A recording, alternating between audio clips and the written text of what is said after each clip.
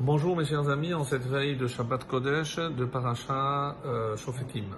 Et comme nous l'avons fait jusqu'à présent, à savoir un petit commentaire sur la Haftara, c'est Haftarot très particulière tirée du livre d'Isaïe, nous sommes arrivés donc à la quatrième Parasha qui sépare, comme vous le savez, le 9 Av donc de Rosh Hashanah.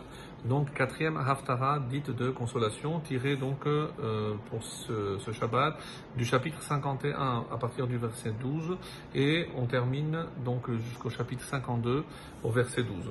Et dans les versets qui ont précédé, donc je rappelle que ce commentaire est tiré essentiellement du Malbim, le Malbim que nous voyons souvent également pour le commentaire de Michelet, un grand commentateur donc du Tanakh. Alors, dans les versets précédents, donc Israël s'étonne et demande un petit peu à Hachem, comment se fait-il que nos ancêtres, tu as fait tellement des miracles pour les libérer d'Égypte, tu as fait des miracles alors que toi-même tu as avoué qu'ils n'avaient pas assez de mérite, alors pourquoi tu ne fais pas la même chose avec nous? Alors évidemment c'est une phrase très actuelle, ce sont des arguments qu'on pourrait évidemment opposer aujourd'hui à Hachem. Pourquoi après toutes nos souffrances, Hachem ne nous délivre pas de cet exil? Là évidemment pour Yeshayahu, on parle de l'exil de Bavel, donc 70 ans, donc pour espérer le retour des exilés à Yerushalayim. Et donc, Hachem, qu'est-ce qu'il va leur répondre? Eh bien, sachez que eux, ils avaient quand même un mérite que vous n'avez pas. Et lequel? Et c'est le premier verset qui nous le dit. Anochi, Anochi, hu menachamchem, que je traduis. C'est moi qui te console. Mi'at vetirei me enosh yamut. Qui es-tu pour craindre l'homme qui doit mourir? Umi ben Adam chatir yinaten, le fils de l'homme qui est destiné à être comme l'herbe. Donc les Chachamim ici, entre autres, donc le Malbim, comme j'ai dit, s'interroge sur cette répétition. Anochi, Anochi. Alors, il donne une réponse extraordinaire. Anochi, moi, Anochi, je suis resté le même. C'est vous qui avez changé. C'est vous qui n'êtes pas les mêmes. Vous ne pouvez pas vous comparer à cette génération. Parce que si ça avait été le cas, évidemment que je vous aurais délivré. Donc, qui es-tu toi? Je ne te reconnais pas. Donc comment alors que tes ancêtres qui sont sortis d'Égypte, ils m'ont suivi, ils ne sont pas posé de questions, ils n'avaient pas peur de la plus grande puissance qu'était l'Égypte, ils m'ont suivi sans poser de questions ni de conditions, et toi aujourd'hui, un simple mortel, tu as peur. Alors, donc c'est pour ça que après quelques paroles de reproche, donc Hachem va quand même, alors où est la consolation, le réconfort? Et c'est dans le verset 17 qu'arrive enfin la consolation. Qu'est-ce que Hachem attend de nous? Hit oreri. Réveille-toi, réveille-toi, Koum Yerushalayim, lève-toi Jérusalem. Asher shatit miyad Hachem. Toi donc qui as bu de la main d'Hachem, Tkos Chamato, la coupe de son courroux, de sa colère. Et Kubarat Kos Hataraela Shatit Matit. Littéralement, le calice de la coupe de Taraela, certains veulent dire que c'est un poison, mais non, si c'était un poison, on serait mort. Donc c'est une forme de vertige, on va dire un sommeil mortel en quelque sorte. Et qu'est-ce qu'Hachem attend? C'est qu'on se réveille.